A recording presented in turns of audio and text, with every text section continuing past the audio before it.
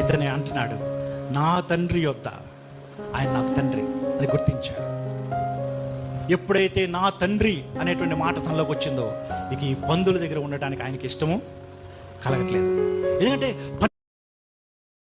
ఇతనే అంటున్నాడు, నా తండ్రి యొద్ద, ఆయన నాకు తండ్రి అని గుర్తించాడు.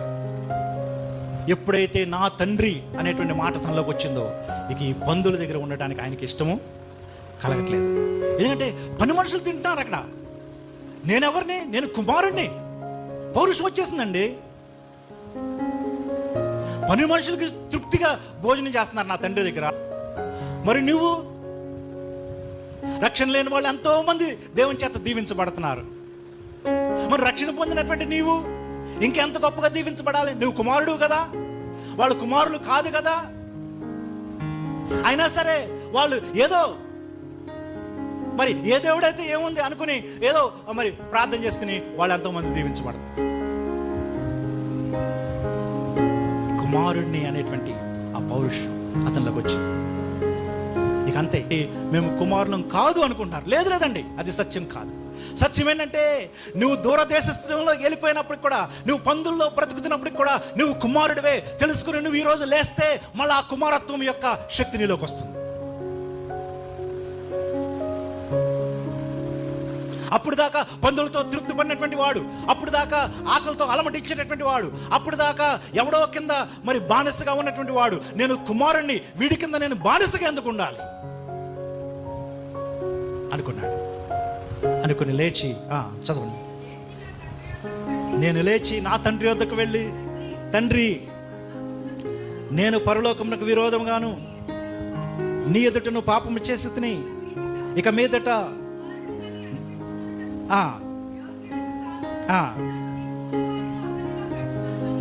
ఈ కుమారుడు అనుకుంటున్నాడు ఏంటంటే, నేను కుమారుడినే, కానీ ఆ కుమారత్వాన్ని కోల్పోయాను, అర్హతను కోల్పోయాను అనుకుంటున్నాడు. ఎందుకంటే తండ్రి ఆస్తి నేను పాడు చేశాను కాబట్టి, తండ్రికి నేను దూరం అయ్యాను కాబట్టి, తండ్రి యొక్క ఇష్టాన్ని నేను చేయలేదు కాబట్టి నేను కుమారత్వాన్ని పోగొట్టుకున్నాను. ఇక కనీసం ఆ కూలి వాండర్లో ఒకటిగానైనా సరే నన్ను తండ్రి యాక్సెప్ట్ చేస్తే బాగుండు అనుకుంటున్నాడు.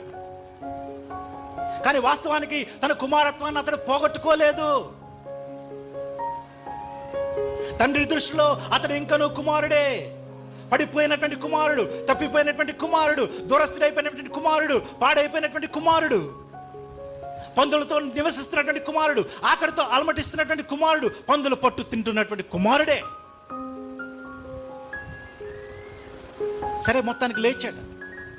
ఎందుకంటే కుమారుణ్ణి నేను అని ఎప్పుడైతే తనకు అర్థమైందో, ఇక నేను ఉండవలసిన స్థలం ఇది కాదు అని అర్థమైంది. ఎప్పుడైతే నువ్వు కుమారుడు అని గ్రహిస్తావో, నువ్వు ఏ స్థలంలో ఉన్నావో నీకు అర్థమవుతుంది. నువ్వు ఎవరితో ఉన్నావు, నువ్వు నీ యొక్క సహవాసం ఏంటో నీకు అర్థమవుతుంది. నువ్వు తినేదేంటో నీకు అర్థమవుతుంది. నువ్వు ఉండేటువంటిది ఏంటో నీకు అర్థమవుతుంది. లేచాడండి. లేచి తన బ్రతుకును మార్చుకోవడానికి ఇష్టపడ్డాడు. తన ముఖాన్ని తండ్రి యొక్క ఇంటి వైపునకు తిప్పాడు. తిప్పి చదవండి దయచేసి. లేచి అనుకున్నాడు, అనుకుని లేచాడు, తండ్రి వద్దకు వచ్చాడు. చాలా మంది అనుకుంటారు రక్షణ పొందాలని. ఎన్ని సంవత్సరాల నుంచి అనుకుంటారో కదండి. సంవత్సరాల తరబడి నేను రక్షణ పొందాలి అనుకుంటారు, కానీ లేవరు. నీ తండ్రి ఎవరో నీకు తెలిసినప్పుడు నీ ఉన్న స్థలం నుంచి నువ్వు లేవాలి. లేచి తండ్రి వద్దకు వచ్చాడు. ఓకే, వాడు ఇంకా దూరంగా ఉన్నప్పుడు తండ్రి వానిని చూచి కనికరపడి పరిగెత్తి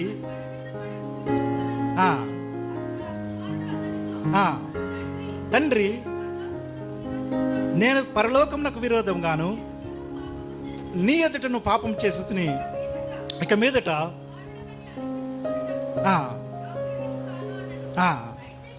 అయితే తండ్రి తన దాసులను చూచి ప్రశస్త వస్త్రం త్వరగా తెచ్చి వీనికి కట్టి వీని చేతికి ఉంగరము పెట్టి పాదములకు చెప్పులు తొడిగించి. క్రీస్తునందు ప్రియమైనటువంటి దేవుని బిడ్డలారా, తను అనుకున్నాయన్నీ కూడా వచ్చి తండ్రికి చెప్పాడండి. ఎందుకంటే నేను కుమారత్వాన్ని పోగొట్టుకున్నాను అనేది తన యొక్క కాన్సెప్ట్ అక్కడ. ఇక నాకు కుమారుడుగా ఉండే అర్హత నాకు లేదు. కనీసం ఒక కూలి వాండర్లో ఒకడికైనా సరే ఆయన నన్ను చేర్చుకుంటే నాకు భోజనమైనా దొరుకుతుంది అనే కాన్సెప్ట్లో అతను వస్తున్నాడు. ఒక కూలి వాండర్లో ఒకటిగా ఉండడానికి సిద్ధపడి వస్తున్నాడు. కానీ ఎప్పుడైతే కుమారుడు తిరిగి వచ్చాడో తండ్రి పరుగు పరుగున వెళ్ళి అతను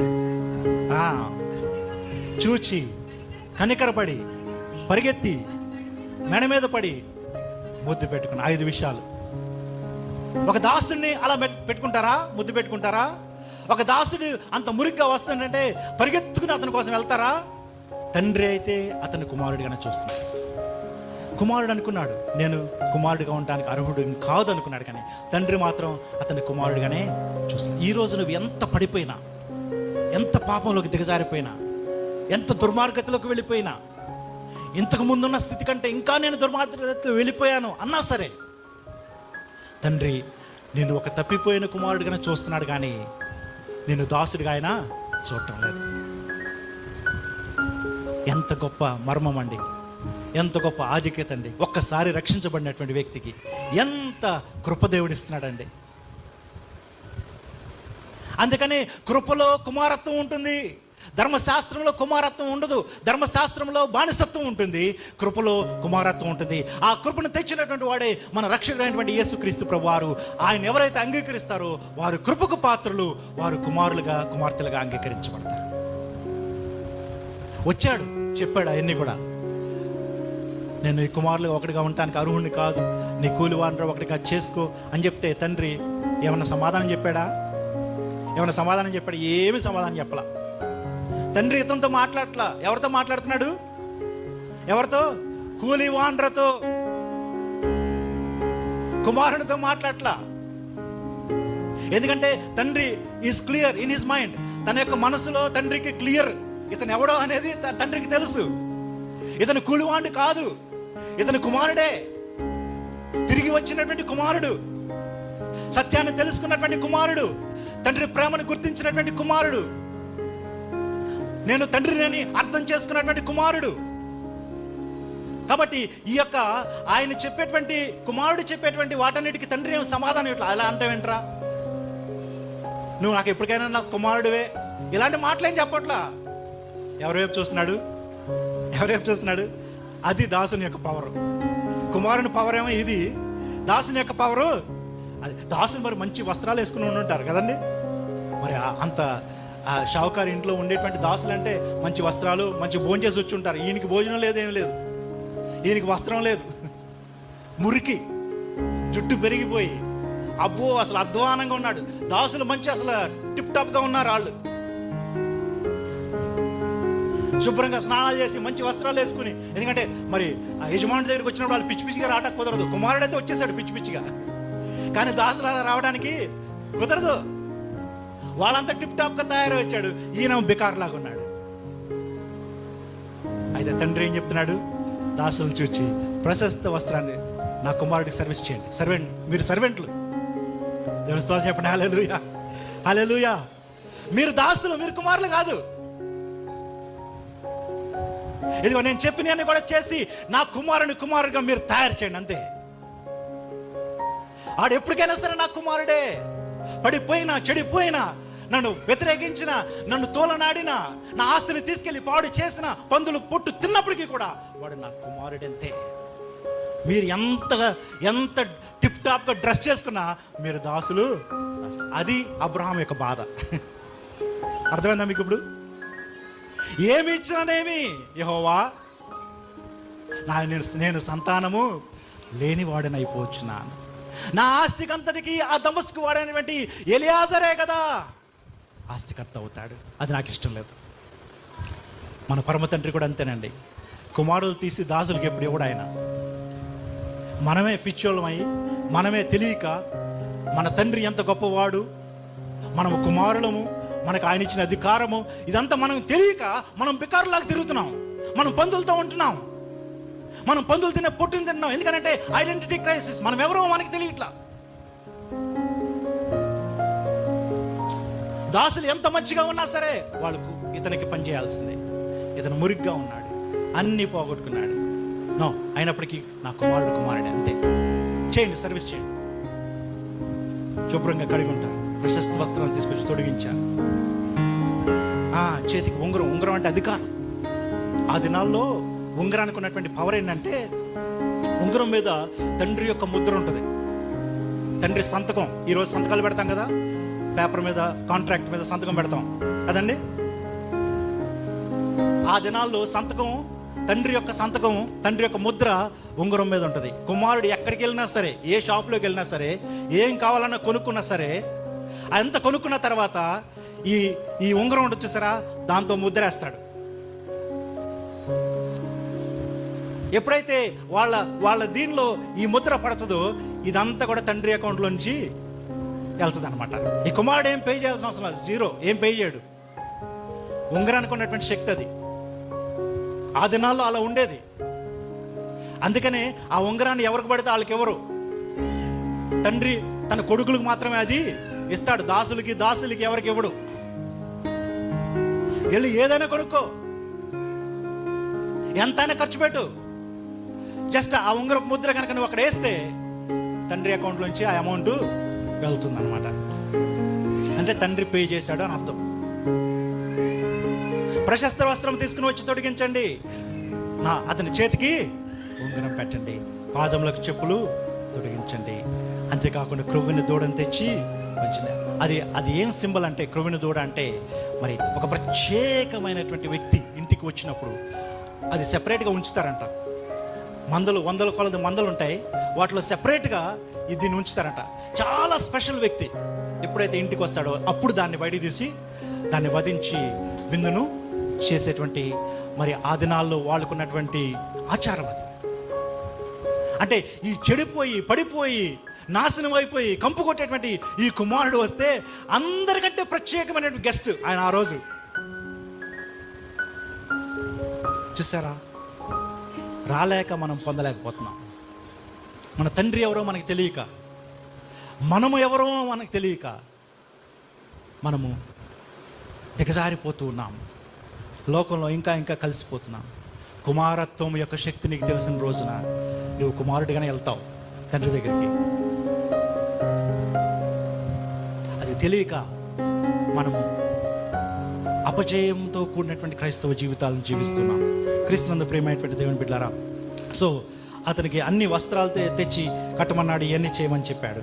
అయితే ఇంకొక మాట కూడా నేను చెప్పేసి ముగిచ్చేస్తాను. అది పెద్ద కుమారుని గురించినటువంటి మాట. ఇతను ఇంటిలో కుమారుడిగా పిలువబడుతున్నాడు, కానీ ఇతను ఇంట్లో దాసుడిగా ఉంటున్నాడు. చెప్పాలంటే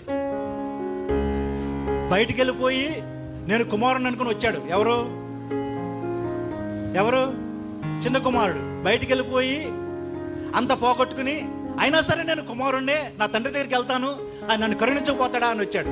ఈయన ఇంట్లో ఉన్నాడు పెద్దోడు, ఇంట్లో ఉండి ఒక దాసులాగా బతుకుతున్నాడు. ఎందుకనంటే మీరు కిందకు వస్తే 28వ వచనం. అయితే అతడు కోపపడి లోపలికి వెళ్ళనొలక పోయిన కనుక తండ్రి వెలుపలికి వచ్చి లోపలికి రమ్మని బ్రతిమాలుకొనెను. అందుకు అతడు తన తండ్రితో, ఇదిగో ఇన్ని ఏండ్ల నుంచి నీకు సేవ చేయుచున్నానే. ఏమన్నాడు తండ్రితో? ఇన్ని ఏండ్ల నుంచి నేను నీకు సేవ. అంటే ఒక దాసుని మెంటాలిటీ అది. దాసుని మెంటాలిటీ ఏంటి? నేను జీతం తీసుకునే మెంటాలిటీ కదండి. 4 రోజులు సేవ చేసిన తర్వాత జీతం వస్తుందని యజమానుని తట్టు ఎదురు చూస్తూ ఉంటాడు దాసుడు. నేను ఇన్ని ఏళ్ల నుంచి నీకు సేవ చేస్తుంటే నాకు జీతం ఇచ్చావు నువ్వు అంటున్నాడు. ఇది కుమారుని మెంటాలిటీ కాదు, ఇది దాసుని మెంటాలిటీ. అంటే ఇంటిలో కుమారుడిగా కనపడుతున్నాడు పైపైన అంతే, కానీ వీడి లోపల వీడెవడంటే ఆ తండ్రికి దాసుడిగానే ఉంటూ ఉన్నాడు. చూడండి ఇంకేమంటాడు, నీ ఆజ్ఞలు నేను ఎన్నడూ మీరలేదు. కుమారుడు అంటే తండ్రి ఆజ్ఞలు మీరకుండా ఉంటాడండి? మనం అందరం కూడా మన తల్లిదండ్రులు చెప్పిన మాటను తూచా తప్పకుండా పాటించామా? చెప్పండి. కుమారులకు ఉన్నటువంటి అధికారము.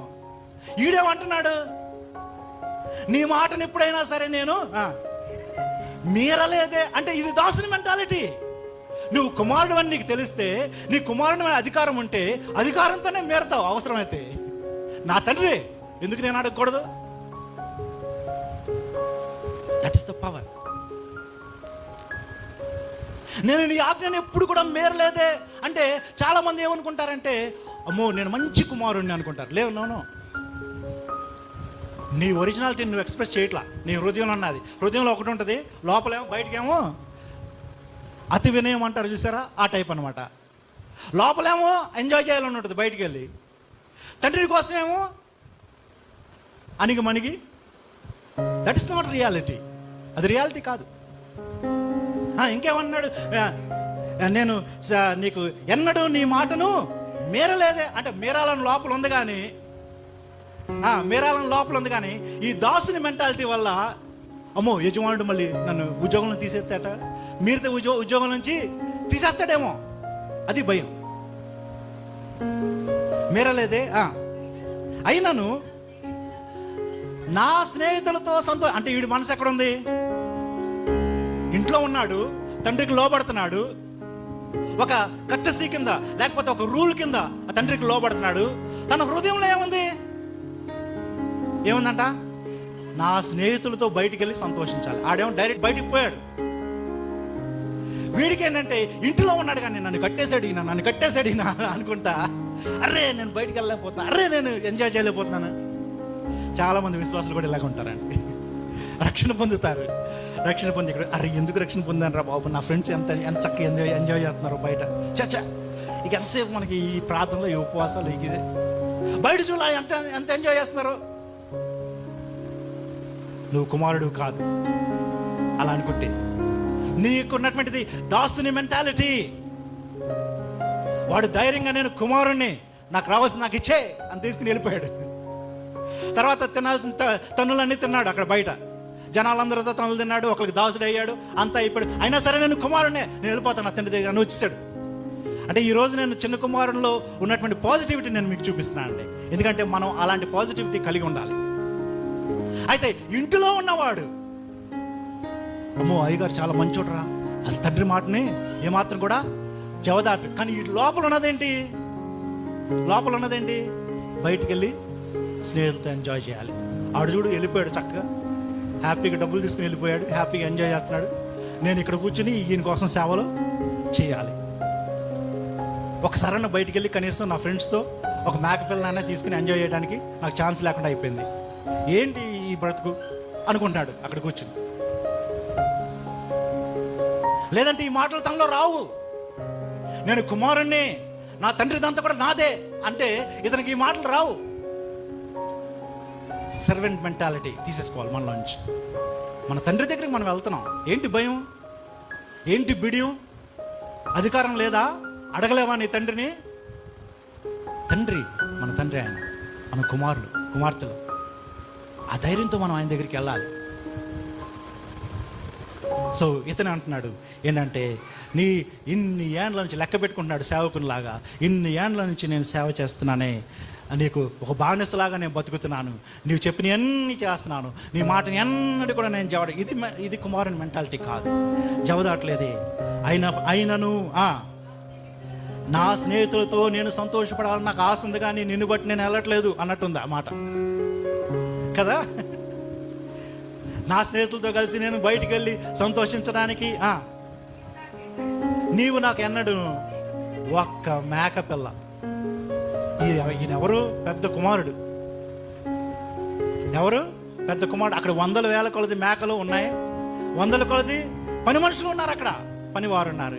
ఏమంటాడు? ఒక్క మేకపిల్లని నువ్వు నాకు ఇవ్వలేదు. ఇది యాక్చువల్గా మరి సర్వెంట్ మెంటాలిటీ. అంటే ఇతనికి కూడా ఐడెంటిటీ క్రైసిస్. ఏంటంటే నేను కుమారుణ్ణి అని తెలుసుకోవాలి. నానా ఈరోజు నా ఫ్రెండ్స్తో నేను ఎంజాయ్ చేయాలనుకుంటున్నాను, ఇది ఒక పలానా మంచి గొర్రెని నేను తీసుకెళ్తున్నాను, నేను పార్టీ చేసుకున్నాను. చెప్పలేడా? కుమారుని అనుకుంటే చెప్తాడు. అక్కడ కుమారుడు కాదు ఆయన చూడటానికి పైకి కుమారులా కనపడుతున్నాడు, కానీ లోపల సర్వెంట్, ఒక సేవకుడే, ఒక పని మనిషి, ఒక కూలివాంటతో సమానమే అంతే అని అంటే అప్పుడు తండ్రికి అర్థమైంది, అరే నువ్వు ఇలా ఉన్నావా, ఇప్పుడు దాకా నా కుమారుడిలాగా నువ్వు రాజాలాగా బ్రతికావు అనుకున్నాను కానీ ఇలా ఉన్నా అని తండ్రి ఏమంటాడు చెప్పండి. అందుకు అతడు కుమారుడా. ఇతనేమో ఎలాంటి మెంటాలిటీ చూపిస్తున్నాడు? సేవకుని యొక్క మెంటాలిటీ, కూలివాండ్రి యొక్క మెంటాలిటీ చూపిస్తుంటే తండ్రి ఏమంటాడు? కుమారుడా, నువ్వు ఎల్లప్పుడు కూడా నాతో కూడా ఉన్నావు, నావన్నీ నీవే కదరా.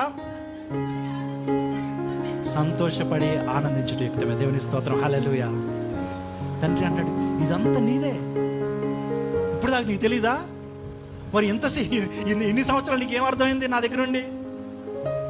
ఒక మేకపిల్ల కావాలా నీకు? ఇదంతా నీదే. ఇవన్నీ తీసుకెళ్ళి నువ్వు వాడుకోవచ్చు కదా. నాదంతా కూడా నీదే. క్రీస్తునందు ప్రియమైనటువంటి దేవుని బిడ్డలారా, అందుకనే తండ్రి ప్రేమ, ఈ కథ, ఈ యొక్క ఉపమానము కుమారులకు సంబంధించింది కాదు, తండ్రికి సంబంధించింది. నువ్వు పడిపోయి లోపలికి వచ్చినా మళ్ళీ నీకు అదే స్థానం. నువ్వు ఇంటిలో ఉండి ఒక సేవకుడిలాగా నువ్వు సేవలు చేస్తున్నా సరే, తండ్రితో చెప్పేది ఏంటో తెలుసా? Be a son, be a daughter. కుమారునిలాగా ప్రవర్తించు, కుమార్తెలాగా ప్రవర్తించు. అంతేగాని నువ్వు ఒక సేవకుడిలాగా, సేవకులు చాలామంది ఉన్నారు, వాళ్ళతో మీరు సమానం కాదు. నీకు అధికారం ఉంది, నీకు అర్హత ఉంది, నీకు హక్కు ఉంది. ఎప్పుడైతే కుమారులుగా మనం వెళ్తామో, క్రీస్తునందు ప్రియమైనటువంటి దేవుడు, కుమారులు పొందేటువంటి బహుమానాన్ని మనం పొందుతాం. సేవకులుగా మనం వెళ్తే సేవకుల బహుమానమే. మన తండ్రికి మనం సేవ చేసినప్పుడు ఎప్పుడు కూడా జీతాన్ని లెక్కేసుకోకూడదు. దేవుని సేవ చేసినప్పుడు ఎప్పుడు కూడా లెక్క పెట్టుకోకూడదు జీతాన్ని. నేను ఇంత చేశాను, నేను అంత చేశాను, నేను గుడికి అది ఇచ్చాను, ఇది ఇచ్చాను, అయ్యగారికి దర్శనం బాగా.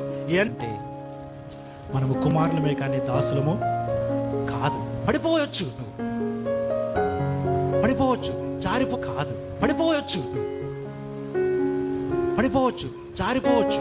కొన్నిసార్లు నేను జారిపోమని చెప్పట్లా, పడిపోమని చెప్పట్లా. నీవు కుమారునివని నీకు తెలిస్తే నీకు పందులు హీనంగా కనిపిస్తాయి. ఎందుకంటే కుమారుడు నేను, నా తండ్రి అక్కడ ఉన్నాడు, ఆయన కింద అనేక మంది కూలివాళ్ళు ఉన్నాడు, నేనే కుమారుడిని. నేను పడిపోయినా సరే నేను కుమారుణ్ణే, నష్టపోయినా సరే నేను కుమారుణ్ణే, బికారిని అయిపోయినా సరే నేను కుమారుణ్ణే అని ఎప్పుడైతే నీకు తెలుస్తుందో ఆ స్థితిలోంచి నువ్వు లేస్తావు ఆటోమేటిక్గా. ఎందుకంటే నీ తండ్రి యొక్క గొప్పతనం ఏంటో నీకు తెలుస్తుంది, అసలు అర్హత ఏంటో నీకు తెలుస్తుంది. కాబట్టి నువ్వు ధైర్యంగా తండ్రి దగ్గరికి వస్తావు. ఆఖరిగా మనం మన యొక్క మూలవాక్యం చదువుకుని మనం ముగించుకుందాం. గలతీయులకు రాసిన పత్రిక 4వ అధ్యాయము 6-7 వచనాలు. మీరు కుమారులైనందున నాయన తండ్రి అని మొరపెట్టు తన కుమారుని ఆత్మను దేవుడు మన హృదయంలోనికి పంపెను. కాబట్టి నీవిక దాసుడవు కావు, కుమారుడవే. కుమారుడవైతే దేవుని ద్వారా వారసుడు. ఇక్కడ ఎన్ని గొప్ప మాటలు కనబడుతున్నాయో చూడండి. తండ్రి అని మొరపెట్టి ఆత్మ నిలబెట్టాడంట. నువ్వు దాసుడు కాదు, నువ్వు కుమారుడే. కుమారుడు అయితే వారసుడు. దేవుడు మరి మనకు వాగ్దానం చేసినటువంటి ఆ యొక్క ఆశీర్వాదాలన్నింటికి మనం వారసులమే. మనం వెళ్ళి ఆయన దగ్గర ఫైట్ చేసి తీసుకోవచ్చు అవసరమైతే. మా నాన్నగారు కూడా నా కోసం ఫైట్ చేశారు చిన్నప్పుడు. నేను మరి చావు బతుకుల మధ్యలో ఉంటే, అనారోగ్యంతో ఉంటే హాస్పిటల్కి తీసుకెళ్ళా, నువ్వే బతికించాలి నా కుమారుణ్ణి అని ఫైట్ చేస్తే ఈరోజు నేను మీ ముందు నిలబడ్డా. దేవుని స్తోత్రం, హల్లెలూయా.